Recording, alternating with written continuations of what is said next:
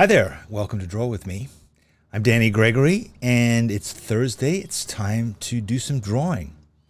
As you can see, last week we drew bold people, and I decided to become bold as a result. I was so inspired by your work, and all the different versions of bold celebrities that we made last week.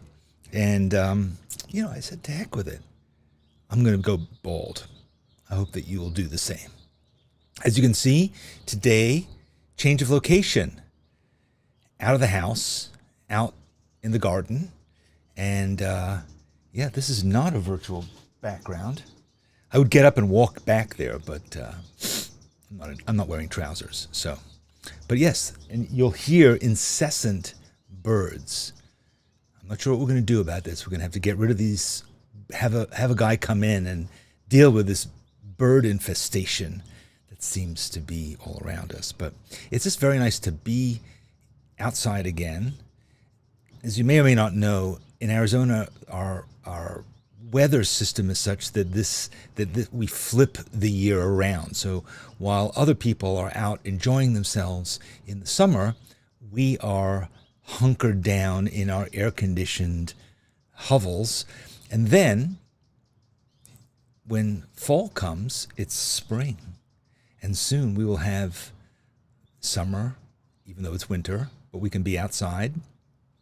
And it's really nice. So I thought it's time for us to get outside. I don't know if we'll do this every week, but I would like to do it. It's nice. It's just nice being out here. The temperature is nice. What is it? 73 degrees right now. So very nice, very pleasant. And so we're going to be focusing on nature today. We're going to be doing some nature journaling. I don't know if you've ever done that. Nature journaling is basically an opportunity to engage with nature, to study it a little bit, to try and see what's weird about it, try and figure it out, take some notes, do a bunch of different drawings. So make sure you have, you could have anything, honestly. You could do this with a ballpoint pen. You could do it with, oil paints. You could do whatever you want. But, a little bit of color might not be bad. And if you have some nature around you, or a plant in your house, or something that you'd like to study, by all means. I'm going to be studying one of our trees here, which is in full fruit right now, or getting there. So I'll be sharing some pictures that I took actually yesterday afternoon of one of the trees, or one species of tree here in the thing. It just occurred to me I didn't put on any mosquito repellent. Yes, we still have mosquitoes here. It's really, really fun. Okay, before we get into that, I wanted to tell you about a brand new workshop that we are just launching, which is with my friend Chris Kaler. Chris has taught for us twice before, and people went berserk over his workshop because he works in ink brushes in various ways.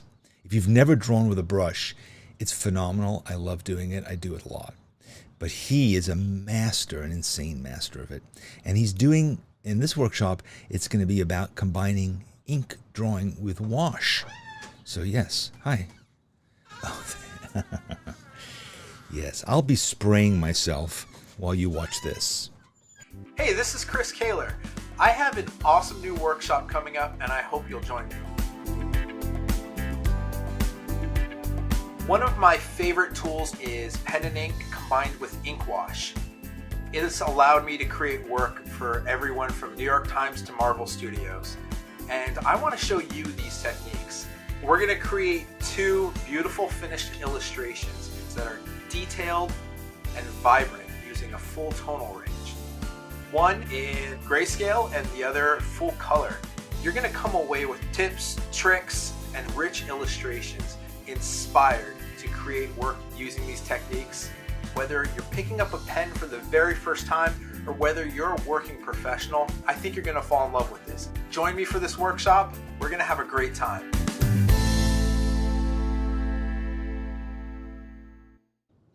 I also think you're going to fall in love with Chris Kaler, because he is He's just an incredibly nice guy, incredibly good teacher. And we've been working on this workshop for a while now, and I have to say it's one of those workshops that's crystal clear and yet inspiring and yet gives you room for doing stuff, and you want to spend time with him. And I see Kate has already registered for it. Excellent, good. I think you're going to really enjoy it. And this is a workshop, if you've never done this, this is perfect for you. If you've worked with ink wash and pens before, if you've studied with other second-rate teachers, fine, do all that. Now you're going to learn not only the basics, but also some incredible techniques that take it to the next level. It's also just really fun, kind of meditative, calm, working with these layers and stuff like that. So also the tools that he's using are very interesting and probably new to you, because they've been certainly new to me. All right, today we're sponsored by Hahnemühle, and we are going to be working with their toned watercolor paper. And Hahnemühle is giving some of it away. I'm not sure how much of it. How much are we giving away of this beautiful... Have you ever used toned watercolor paper? Did you even know there was such a thing? Yeah, it's a watercolor paper, but it's a tone. And they come in tan and kind of like a light grayish blue.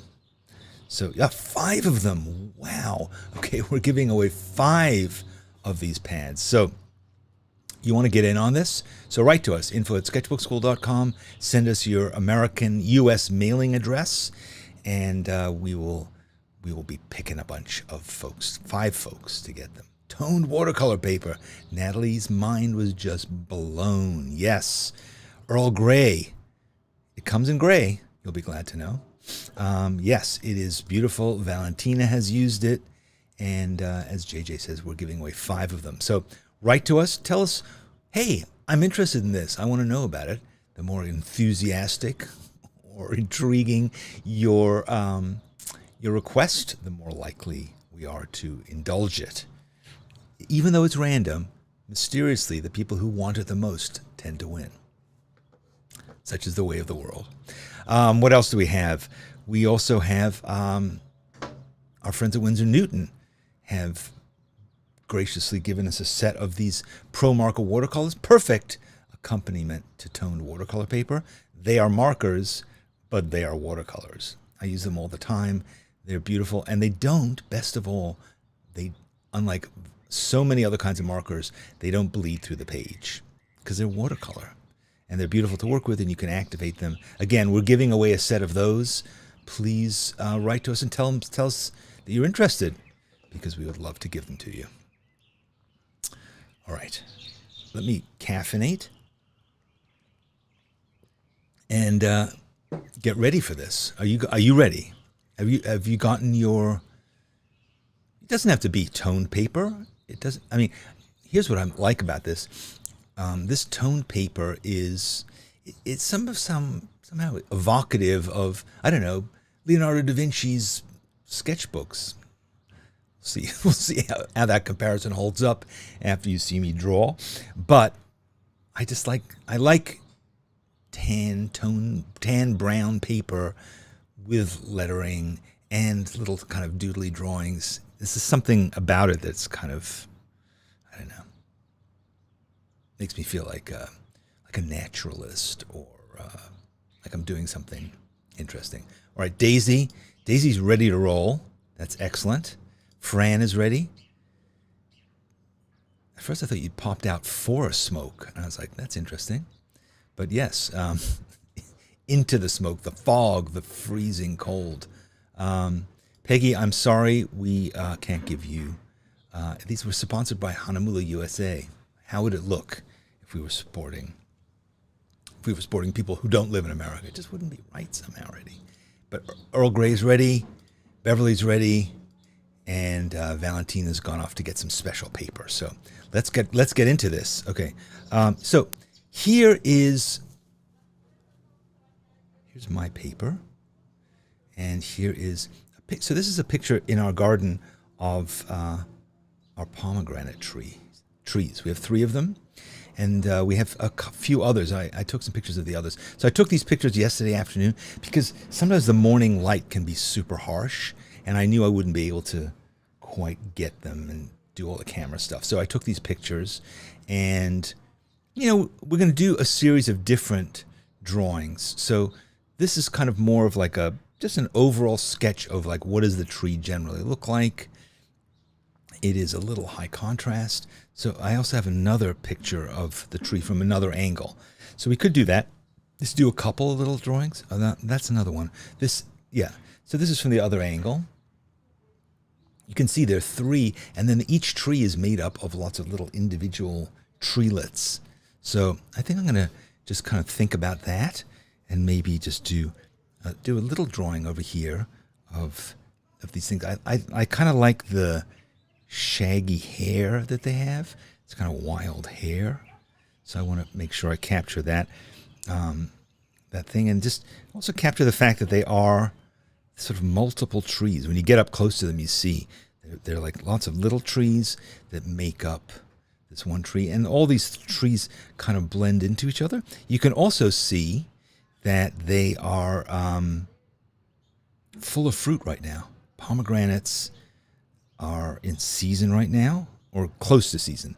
They're kind of like fall fruits, and we have these trees here. We have some other ones in the front that I'll show you a picture of in a minute, and those trees are, well, they're also obviously in fruit, and we've been learning a lot about them. We've been learning about how to look after them better.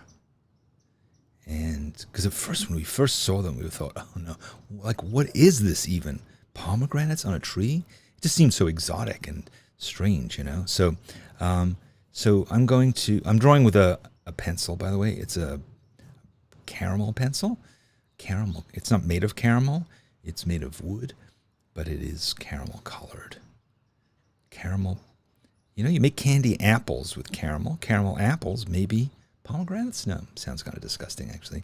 So we will get closer and look at these trees more closely in a minute. But for now, I'm just sort of drawing the just kind of general shape of them. Where are the shadows? How do they grow? It's kind of interesting that they all grow together like this. We actually have a string of lights on this tree that light up at dusk. Kind of loop among these trees. But I think I might do a bit of watercolor. Or should I wait? I think I'll do it now. I have this set of Winsor Newton makes this. I showed you last week that they make this set that is this one that is for drawing people, portraits. But then they also have this one, which is for drawing flowers. Different set. You see, I made a little sample card here, and I might just hit it with a little bit of color, just for the sake of it. After all, it is watercolor paper, so I want to kind of capture that. And I also, one of the most important things I want to do here is avoid sticking my brush in my cup of coffee.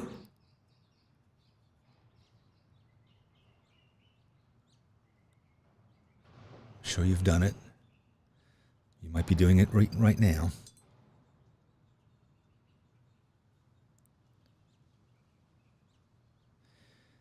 So this is obviously not watercolor pencil because it is not reacting to the wet brush.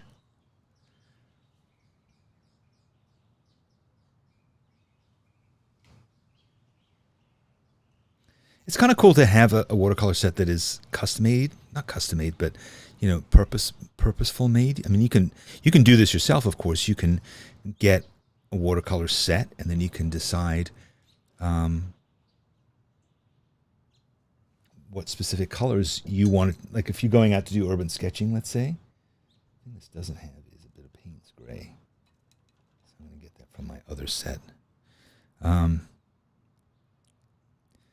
Yeah, it doesn't have Payne's gray. But anyway, you could say, all right, I'm going to go out, or if you're traveling, I remember going to Florence and to Tuscany, and having a set that was really about the colors that I knew I would find there. So I knew that I would find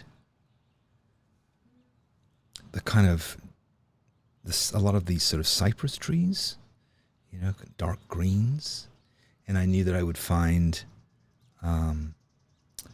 the red tile roofs that are part of the Tuscan landscape. So, and of course the incredible blue skies. So I traveled with just a pretty limited set, and that was cool, you know. It was all I needed, really, and I didn't have to carry a bunch of other stuff. I'm going to put in just a couple of... Whoa, that was not a good idea. And here's a giant pomegranate right there. All right, so maybe that's a lesson. Do it with some little colored pencils rather than getting... Because obviously that was a mistake, because that was wet on wet. But yeah. So, all right, so that's a general view. I'm going to move on now and have a look at another one. So this is the same set of trees, but from a different angle. So I'm just going to draw that quickly, and maybe I'll draw it on the opposite page, kind of like a framing device, you know, to have another little grove down here. But you can see, here you can see the trees a bit more closely. You can see the trunks, and should put a light on there.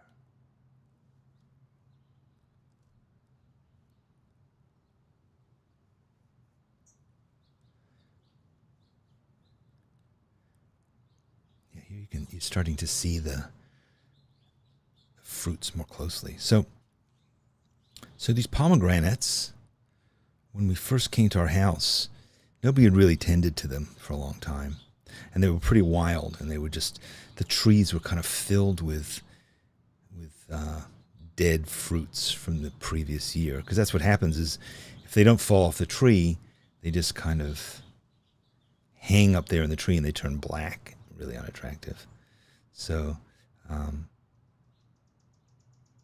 you know, we were kind of concerned about that, and we just had no idea, like, how do you even look after these things? So we started to prune them a bit, not prune them, but at least harvest the pomegranates. And then we did actually prune them a bit, and they're actually going to get pruned again pretty soon, because this is the kind of the time that you do that, apparently. And we also wondered, what are these actual, like, are these real pomegranates? I mean, pomegranates always seem like kind of exotic things. You see them in the supermarket. They're pretty expensive. You know, I mean, we've seen them in our supermarket for like $5, $6 for just one. And we get literally hundreds of them. I mean, hundreds. An infestation of them. And then they will fall on the ground. The birds will eat them. And they're kind of a mess, like fruit can be if you don't look after it. So, you know, we tried to learn a bit more about them, and we learned that, and this is fairly obvious, that if you harvest them, they like it, and they grow better.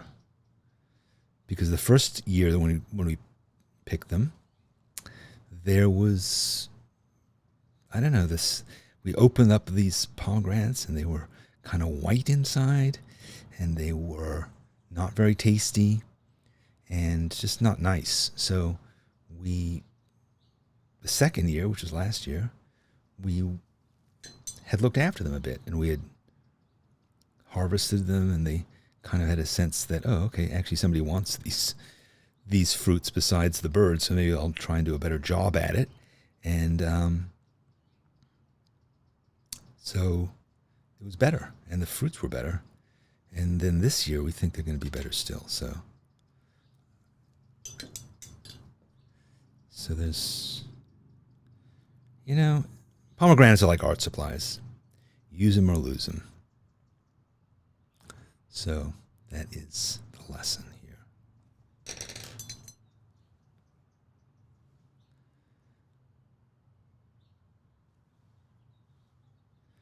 All right, so that's another point of view. So now I have this page that has 2 sets of pomegranates on it. Let's see what else we can gather from that. And then, yeah, so this is the ones we have in the front.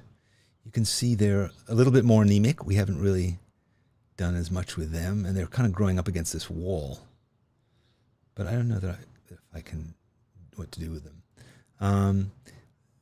JJ points out that once we did harvest all of them and we didn't know what to do with them, we made pomegranate margaritas. Turns out the pomegranate margaritas are really good. You know why? Because they're margaritas. Yeah, I mean, the pomegranate part of it is like, I guess, it's a story, but the interesting part of it is definitely the tequila. So, yes, that is what we've learned about pomegranate margaritas. So, and oh my God, what a lot of work. You will not have a drinking problem if you make homemade pomegranate martinis. Just because you'll be so completely exhausted from it. Completely exhausted. Yeah. I just realized that my camera was backwards. Chris is saying we could make grenadine out of it. I guess. It's one of those things you go, you know what? You could just buy grenadine. Jenny wants to make pomegranate molasses. Yeah, I mean, you feel good because you've made something. You've used the bounty, nature's bounty to do something with it, but I'm a city guy, and I'm used to just going to the supermarket, so I have to get used to that. I have to get over it. I'm a land owner now, a tree owner. That's another weird thing about this whole thing. I own trees. All right. This is the view you were hoping for, right? And we're going to get in closer, too. But this is interesting because it's just sort of, here's what they look like when they're growing, in case you've never seen them before. So what should we do? How should we treat this? Yeah, maybe I'll continue with this brown pencil. Feels pretty good. Give it a bit of a sharpen. But yeah, I think that this is not a bad technique. So far, this brown pencil is working pretty well for me. But I'm just going to draw a few of these here. And they've got that, of course, the trademark little thing that comes off the bottom. You know, when I was a kid and we lived in Israel, I seem to remember pomegranates being around. But here's the main reason, and this is a slightly disturbing reason, is that pomegranate, the word for pomegranate, and this is in the Bible, because, of course, the Bible was written in Hebrew at one point, and Aramaic, is the word in Hebrew for pomegranate is rimon. And rimon is also, and this is a word that was very intriguing to me when I was living in Israel and I was 11 or 12, is also the word for hand grenade. So I don't know if that's because they used to look like hand grenades, or hand grenades used to look like pomegranates. I don't know. Not anymore. Right now they look more like pineapples, I guess. Do they even have hand grenades anymore? Or do they just have drones that destroy things? I don't know. But so yeah. So that was my association with them. Palms.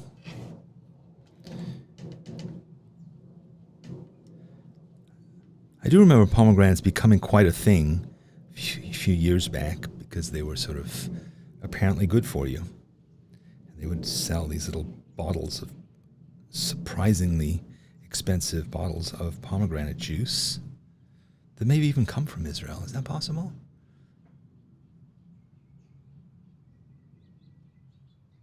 But yeah, I think they're pretty much of a biblical thing, aren't they? I don't know that much about it, but I think that they are something.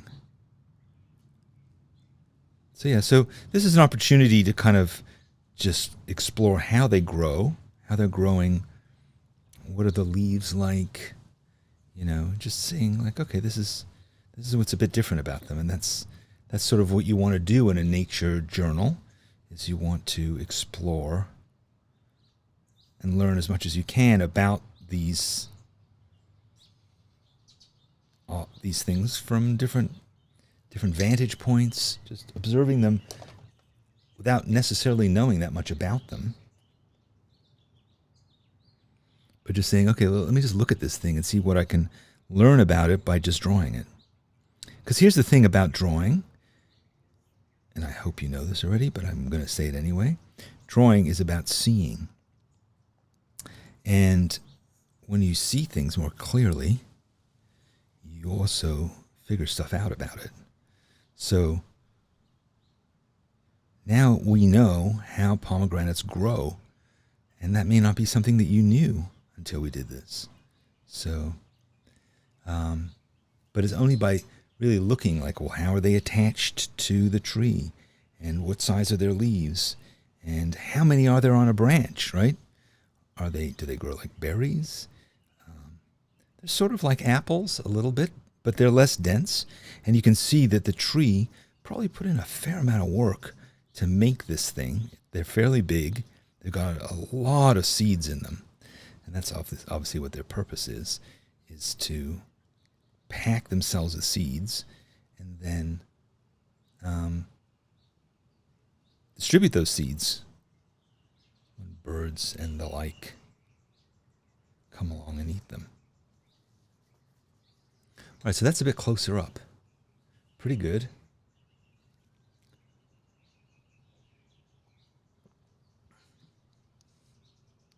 So what I'm going to do is the last stage of this, and we're not anywhere near the last stage yet, but just so you know, is I'm going to just write some little notes about it and maybe make some call outs. So I want to leave a bit of room for that. I want to leave a bit of room for the notes that I plan to take. I also want to be able to have some room around the page. Like, for instance, I just drew these on this side because I kind of knew that they would be more watercolory. And so I wanted to obviously let this dry. So having it on this side of the page compositionally kind of worked for me, but also practically, I now don't have to worry about putting my hand in the wet watercolor over there. All right, let's have a look at the next one that we have. Okay, so here we are. We're nice and close now. So we can really study one or two or three. And so I'm thinking, let me maybe even switch pencils. Switch to a carmine colored pencil, and just draw a close-up of what these look like. Pretty much of a circle. Can you draw a circle? Not a hard thing to draw. It doesn't have to be a perfect circle. Nature doesn't make perfect circles either usually. But yeah, so, but it's not really a perfect circle. It's sort of almost has an apple kind of quality to it, right? So I want to, and then you can see a lot of times they have cracks in them because they want to burst open. They want to, so you can see this one has a few cracks. And at first you look at them and you go, oh, that's kind of unattractive. Perhaps a bit unattractive. Not a perfect little fruit. But as far as nature is concerned, those cracks are the doorway that will help the pomegranate do its job. So, you know, we might want to even make note of those cracks. Can't see them as well here. I just know when I look at them up close that there are cracks. So should I draw these leaves? I think I'm going to draw the leaves in green too, in red too, even though I might watercolor them later on. I want to have a few leaves around, not overly, because again, the purpose of this drawing is not a snapshot. It's not to copy this photo, obviously.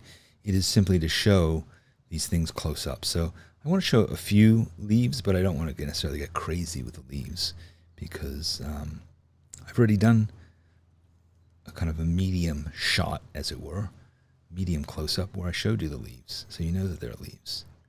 And Now I'm going to try to mix color. Is this sort of in the ballpark? This color is Permanent Rose, with a little tiny bit of cadmium red in it. And they're not quite shiny. They're not like an apple. So I don't necessarily want to go berserk with highlights and stuff. But again, what we're going for is information. So that's why, you know, something like showing how shiny it is in a reasonably accurate way, the purpose is not accuracy in the art of the painting. The purpose is to give information, and the information is what is this made out of? What does it feel like? You know, what is it really like? Sorry, this is a car drove by.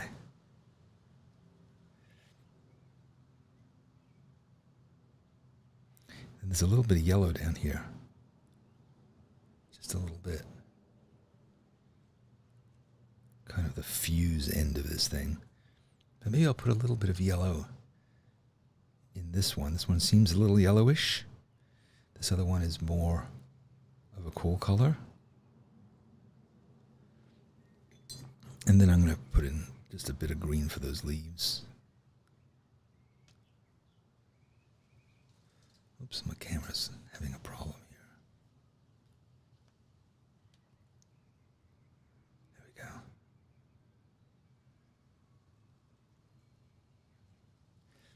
So yeah, so that's a bit of information. I'd like to put in some more, but I think I need to let it dry. You know, I just want to fill in these kind of white spots will have some color in them, but I don't want to be impatient, and I want to just let it dry and then come back in and hit that up. Okay. Am I drawing with a colored pencil and then adding watercolor? Yeah, no. I mean, you can see here's a watercolor brush. Here's these watercolors I talked about before. And here's the pencil, which is a regular pencil, not a watercolor pencil. So I am drawing with a colored pencil, and then I'm adding watercolor, yes, as you suspected. So, you know, I have watercolor pencils, and I like working with them. But in this case, what I really wanted to do is to hold the line, you know, not activate the watercolor line, the pencil lines, which is what would have happened if I was using a watercolor pencil. So, and I'm going to add in a little bit of blue now, just to get this. Oh, I have this didazidine purple as part of this set too. I could have added a bit of that didazidine. It's a great word. So, all right. It looks like an apple and an onion combined. Yeah, it tastes a little bit like an apple and an onion combined. Yes, it's true. It is that shape, that kind of globular shape, if you will. All right. Now, I was going to crack one open for you, but they're not really ripe yet. So I went out and I found a photo of what they look like when they're ripe. This is an opened up one. And this is going to be the final drawing, I think, of this little exploration. So you can see it's cracked open. It's got that white inner shell. It's like a pulp. And again, kind of like an apple, sort of. But yeah, if you open these up when they're not ready, they'll be white inside. It'll all be the color of that pulp. And what we discovered was, I don't know if JJ's already said this, but when you pluck a pomegranate, pick it, it doesn't continue to ripen. So you can't just like pluck them all off the tree and just let them sit in a box, which is what we tried to do. What you get then is you get rotten, horrible pomegranates. And that's not what you want. You have to be patient and let them ripen on the tree. But there's no indication from the outside whether they're ripe or not. It doesn't like feel soft because they're always like really hard on the outside, like a little turtle. And it doesn't smell different. You just kind of have to crack open a few and hope that the others are kind of the same. It's sort of annoying. As you can tell, there's a lot of annoying things about pomegranates. We just have a lot of them. We have fewer oranges, and frankly, I wish we had more oranges because I'm a fan of the orange, and they're much more understandable than the pomegranate. But we have pomegranates, so, as the old expression, when life gives you pomegranates, make pomegranate molasses. So as you can see, when I'm drawing this, I'm trying, and I hope you're doing the same thing, I'm trying to look at each individual seed and draw each individual seed. I'm not just drawing like a bunch of random circles. I'm trying to look at the groupings of them, because again, we are trying to observe and record what we see. Now, this photo, it has a short depth of field, so the background ones are a little blurry, but you kind of get the idea of what they're in, what's going on in there. But try as much as you can to be specific in what you're doing. Don't just draw a bunch of little bean shapes. I know that's tempting, but don't give in to temptation. There's some, and I don't know again if you guys have already discussed this, but there's some who said that in the Bible, Eve actually, it wasn't an apple that Eve shared with Adam from the tree of life, thanks to the snake, but that it was a pomegranate. Kind of not as good of a story, I mean, more complicated story. If, the snake comes down, talks to Eve, says, hey, go and have one of those pomegranates. And she's like, yeah, what am I going to do with a pomegranate exactly? And he's like, I don't know, you could make molasses, you could make margaritas. I don't know. Is that what happened? And then they were like, you know what? This is too complicated. Nobody can relate to that. Let's just call it an apple. Close enough. And so that's maybe what they did. Who knows?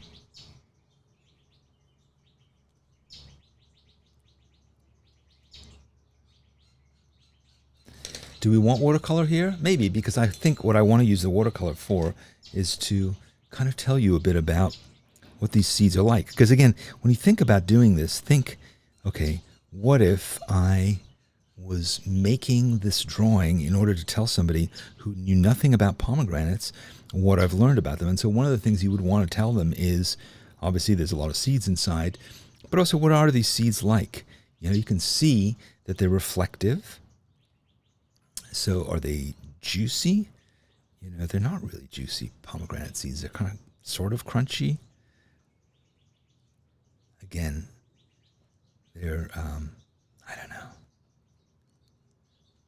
Are they anybody's favorite fruit? Let's be honest. I had some mango this morning, and I have to say that's a damn good fruit. I get it. But this thing, I'm not sure.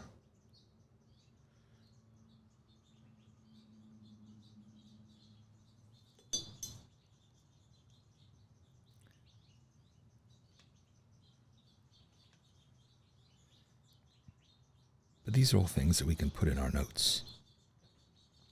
Our observations, our thoughts, our feelings about pomegranates and what we've learned about them. We're glad they're around. Is it worth knowing more about them? Are they just kind of a pain?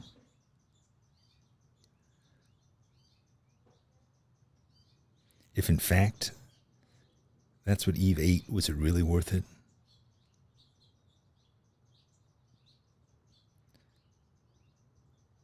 She got in a lot of trouble for picking this pomegranate, if that's what it was. I think that's probably why they changed it to an apple, because people were like, wait a minute, who would do that for a pomegranate? That makes no sense. So, yeah. So to make the story credible, they changed the fruit. That's fine. Creative license.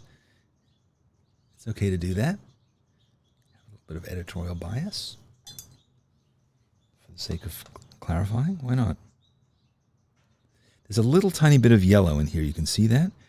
Now, I'm lucky because I happen to be watercoloring on toned paper. And that is helpful.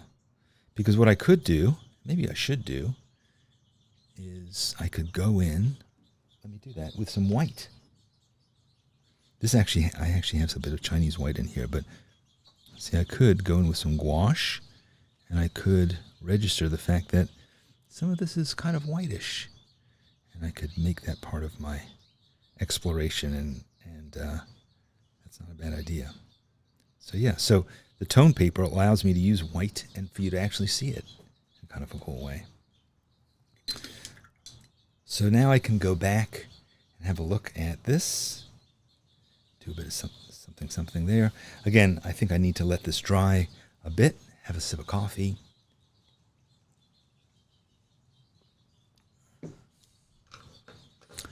Yes, I can see that JJ's worried that I'm blaspheming, but I'm ignorant. So, there you go. Este is a fan. You can cook them with fish. Okay. Fair enough. All right. Now, how am I going to take some notes here?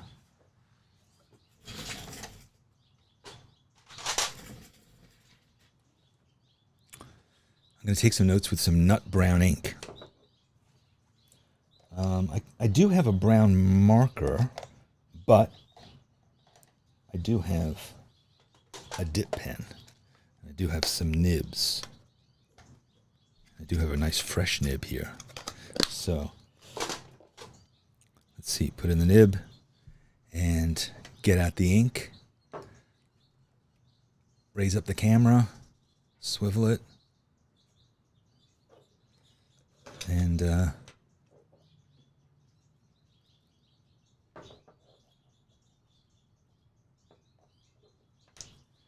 we go. So I might say each tree is made up of many trees or trunks intertwined.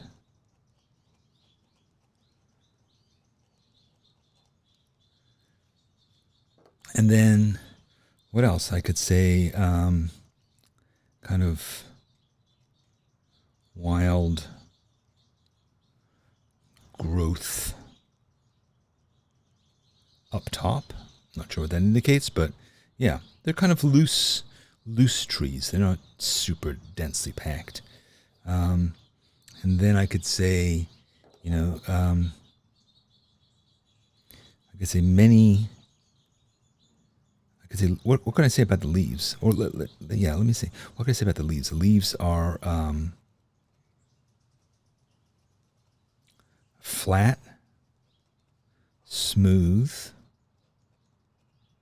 and generally light green. Now, ideally, my drawing would already tell you that.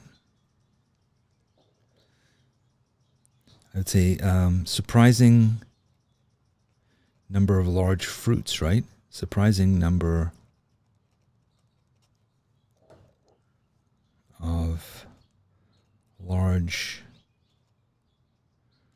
fruits. They're very big, that weigh down the branches.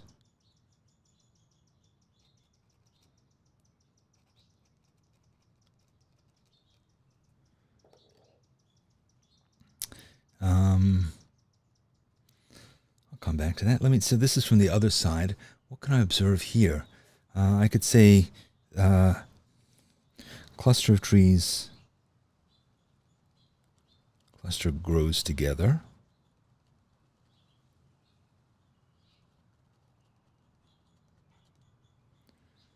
And fruit are distributed up and down the tree. I don't know what that means, but I'll be honest with you. Some of the writing that I do when I do this writing is just because I like the look of the writing. I just I like these little notes, you know? What else can I say about these trees? They're pretty resilient. They're spindly, but resilient. You know, because they're intertwined.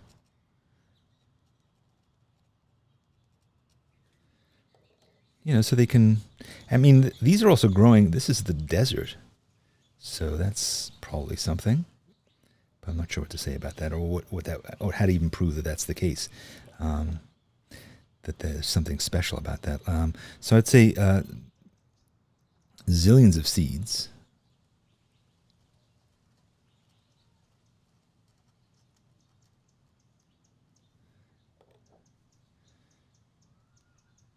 They are hard.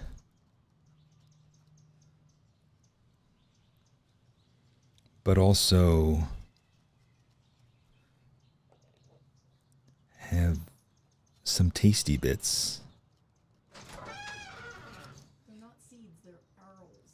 A-R-I-L-S. This just in, they're not seeds. Not seeds. A-R-I-L? Arils. Okay. That's good. But they also have some tasty bits you can get to right away.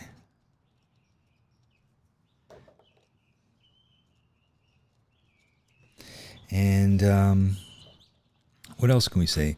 The outside. So we can talk about, oh yeah, so this is sort of a fibrous husk. Is that what we call it? A fibrous husk? And you could say they're sort of in segments. They're in little compartments.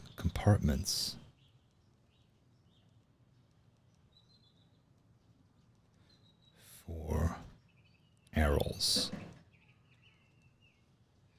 And we could say they are very hard exteriors. So it's kind of like they're protecting themselves, which is interesting. They're protecting themselves. Obviously, that's why their exteriors are hard, protecting themselves. But then they crack open when they're ready. That protect arils until they are ready to crack open and see the world.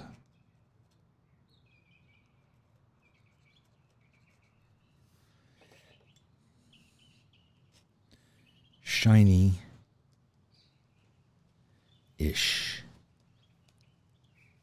And what would you call that little thing at the bottom? Is there a word for that? The kind of fuse? I'm going to call it the fuse, but that's not really what it is. It's, oh, I know what it is. What's interesting, I forgot to mention this completely. Fuse began as flower. Every one of these fruits began as a flower. So in the spring, the tree is covered with beautiful red flowers that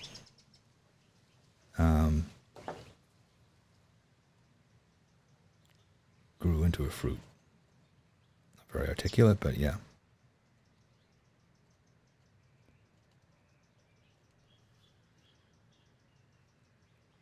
All right, so this is not a bad page. I could then do, why don't I do something here like this?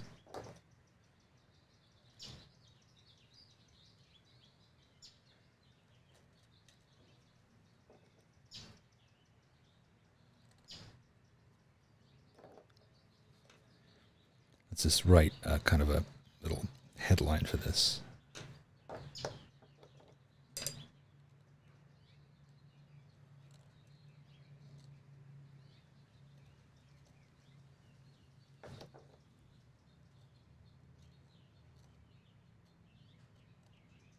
Is it granates? How do you spell gran? JJ, do you know how to spell it? Maybe somebody spelled it in the chat. There it is.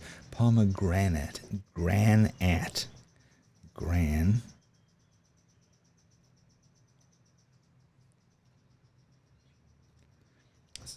Sometimes when you're talking and writing, lettering, you can totally screw up the spelling. And there's nothing worse than having like a beautiful page and then you screwed up the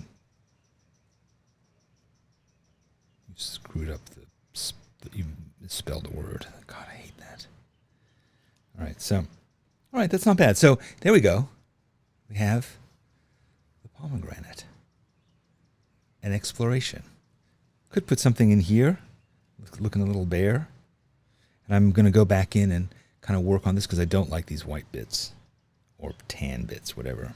But that's it. That's good. So yeah, so this, this looks like, kind of looks like one of those things, right? That's my new thing these days, is like astounding myself with my competence. That looks like one of those things. John Muir Laws sort of could have done that. You all knew John Muir Laws? He's our pal who teaches nature journaling for us and is a master. If you want to know actually how nature journaling is really done, John Muir Laws. Get his books, buy his t-shirts, see him in concert, or come to his regular class in Spark. That was good. I feel like I've been holding my breath a little bit. Ooh, here's something in Latin. That sounds exciting. Pomum and granatus. You see? Thank you, JJ. So I was right. My biblical knowledge, deep as it is, came to my aid.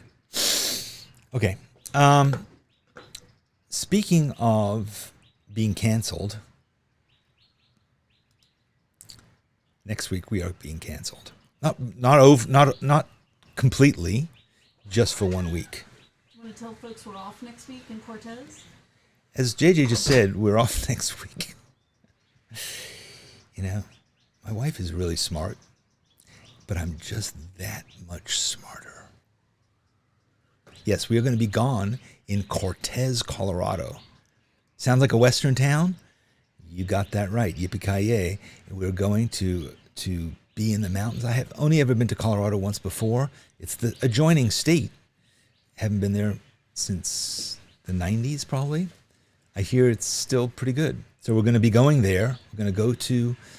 We have not been canceled because of the blasphemy. It's true, although I deserve to be. Blaspheming not only against organized religion, but also against art, the art religion. Yes, so Deb is a fan of Cortez. Corinne has been to Cortez. And Melissa is a fan of it too. So yes, we're going to Cortez. I think it's sort of an art place too, right? I think so. We are going to have a week off. I know that's weird.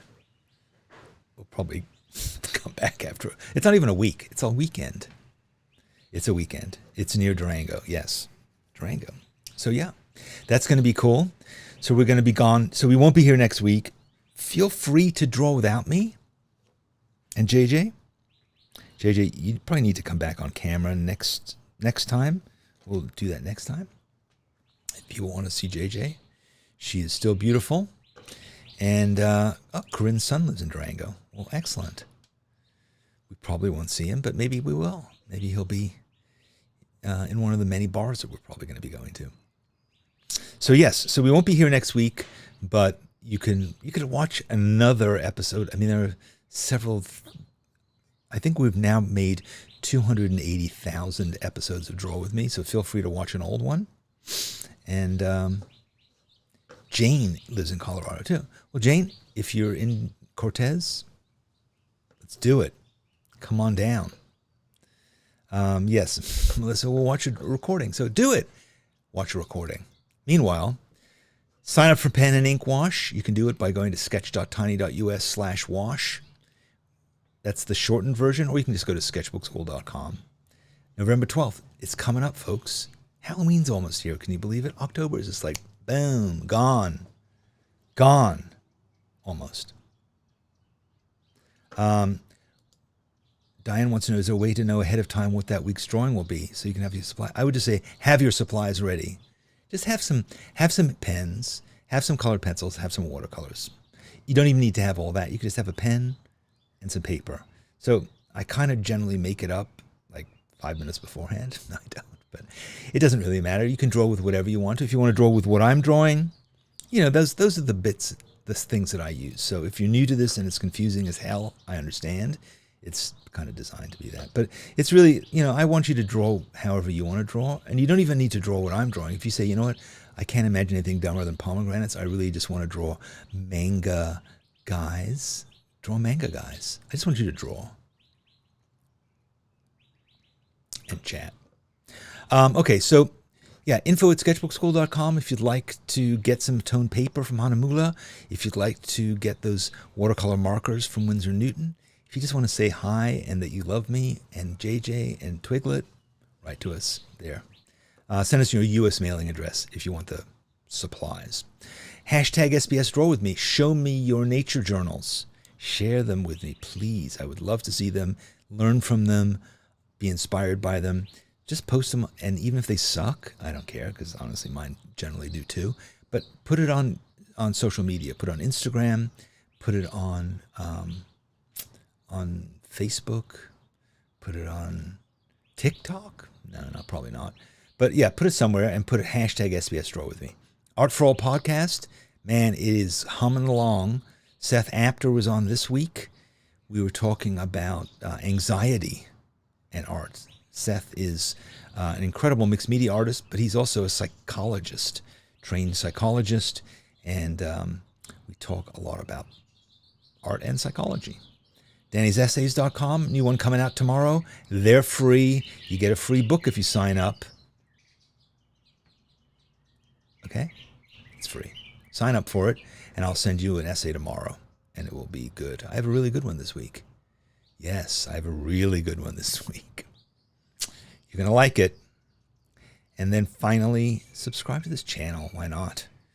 It's kind of a mandate if you have a YouTube channel. You have to say subscribe, hit like, send snacks, buy the t-shirt, whatever.